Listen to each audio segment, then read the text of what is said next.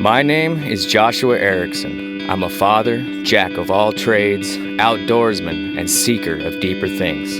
I've decided to take a journey that would take me over 7,000 miles through 9 states in 56 days. I built a custom camper on a limited budget, put everything in storage, kissed my children, and set off to the great unknown.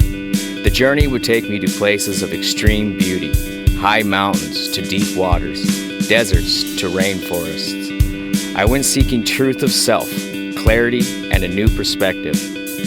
I was entering a very hard stage in my life and was at a standstill. I made a few hard decisions, changed some of my bad habits, and started to rebuild myself just as the pandemic hit. I took the opportunity to do something because I could, and I knew it would be difficult, but I knew the experience would make everything worth it. I decided to document my journey in hopes I might inspire others to join me on their own self-exploration and find joy and purpose along the way. So please like and subscribe. Maybe I'll see you somewhere along the trail of life.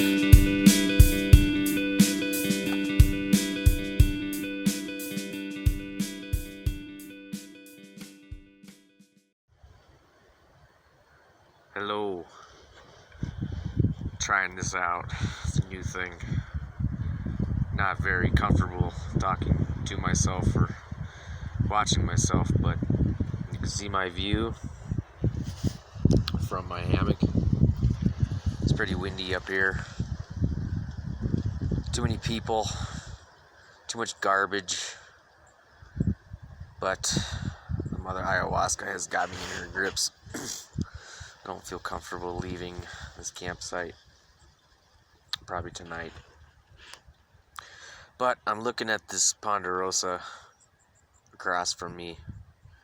It's old and strong and doesn't seem to waver in the wind like the other trees and the spruces around it.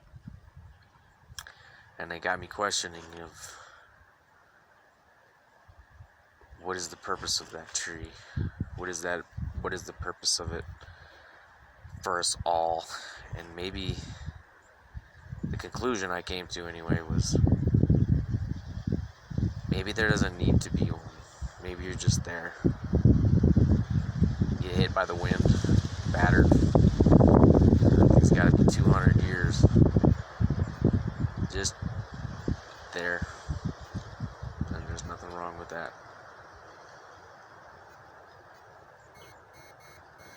But I'm pretty happy up here anyway. The sun's on me, I'm cold. Hot, cold, warm, breezy. Got some crazy wind harmonics going on. But as you can hear, got some four-wheelers going on around us. But this is where Demi and Daniel wanted to stay. And I'm not going to question that. Everything happens for a reason. I have more questions than answers again. Talk to you later. So I've just begun to question the craziness that's going on in the world today is pretty bad. It's at its highest point, maybe ever. I don't know. But I just saw a huge bounder go by me on a dirt road. You gotta be dedicated to get up here in an RV that size. Going about a mile an hour for about 25 miles. And they got a boat on the back. And they're going fishing. Good for them. Good for them. They're working for it. But the world will push you to do some interesting things. Push you out of your comfort zone a little bit. Not care so much. I think it's cool. Interesting times. Love you. So this video will probably never make it to the light of day. It's just between you and me, bro. But, you know, with these campsites with all this garbage and stuff in there, sitting in a hammock, and I was like, I'd sure like to sleep in this hammock tonight.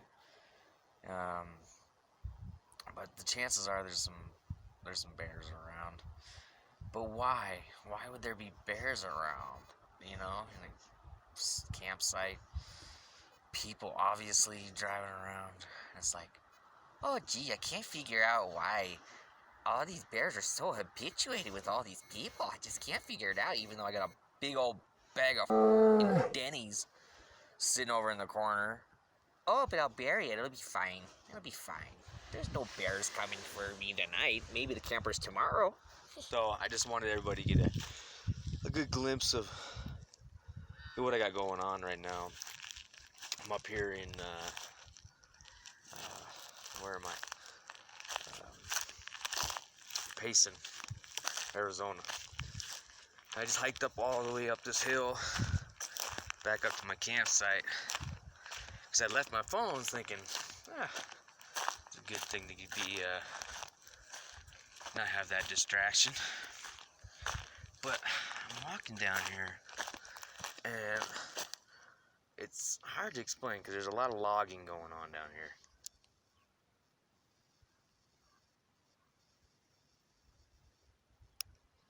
Which is fine.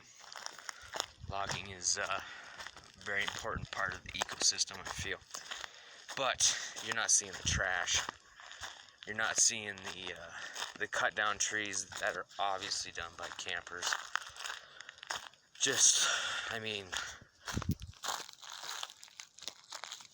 That guy right there is going to be there for 500 years if I don't pick it up. So guess what? I'm going to pick it up. But what really got me was there's this flock of these, I'm not sure what they are, but they're blue. Not blue jays, but they're blue. I don't know. But I was like, what are y'all doing down here?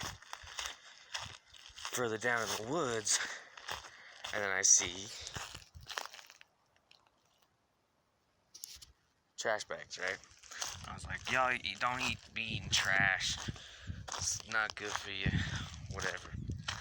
But then I realized when the wind so graciously let me see what is lying within the bag. You know what it is.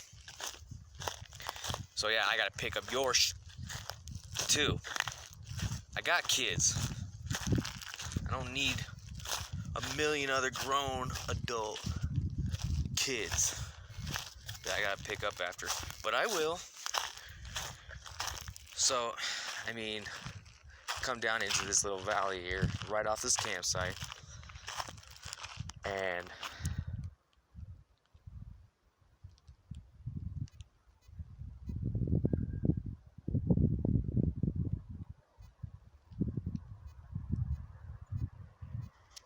it's beautiful, except for all the desolation left by us.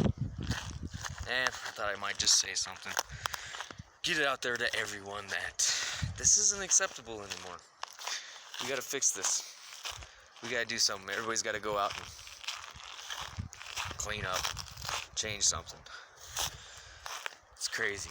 It's crazy. All these birds and all these little animals that are still functioning in our stuff, they don't know any better. So be the intelligent being here. Fix it. Another rant for you. Thought I was recording, but apparently I just took a really long picture of myself. So, with the garbage in these campsites, in a free world, free people who are proud to be free and make our own decisions. With that comes responsibility. With that comes a sense of pride, ownership, especially in these public lands here. The only way to get around it is to have somebody come into your campsite before and after and watch over you and make sure you're not littering like a child,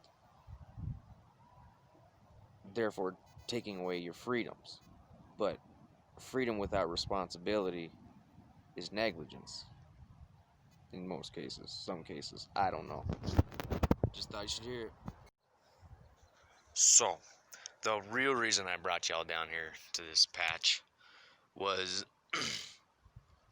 not just the garbage and everything that we got going on here, but I'm just really grateful that Daniel and Demi brought me to this spot, because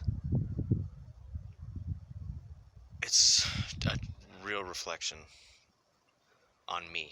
I was looking down at my arms and my legs, and kind of lost a lot of my muscle mass, and kind of getting skinny, and you can see the age in my skin, and, you know, the scars and the new ones on top of new ones on top of new ones. But, you know, it's a lot like this place. It's a lot like this place. It will recover if given a chance. So, it's beautiful and a blessing. Thank you. After a day of deep thought and endless insights that led a little too deep down the rabbit hole, I was ready to leave and begin my true journey. I would start in Payson, Arizona, back to Phoenix for the last of my supplies, and then north. I didn't want to drive at night because I had before and missed large chunks of this ever-changing country. I figured I'd take my time and try to soak up every day. Join me on my next leg, where I head north and attempt to fight some demons and adjust to life on the road.